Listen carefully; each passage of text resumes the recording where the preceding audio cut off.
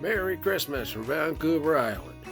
Well, there's my decorated post. I decorate it every year. This year we had a new addition to the decorations. Just a little flashing wreath on the window here, so that looks pretty cool. Right beside us is our neighbors there. They decorate up their cedars and their maple tree. Neighbors across the way, they go with their red and green spotlights.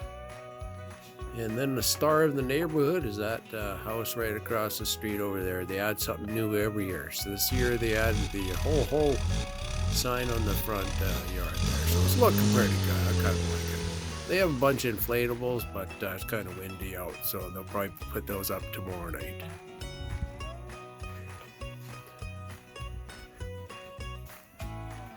Well, everybody, we'll see you later. Hope we don't freeze tonight.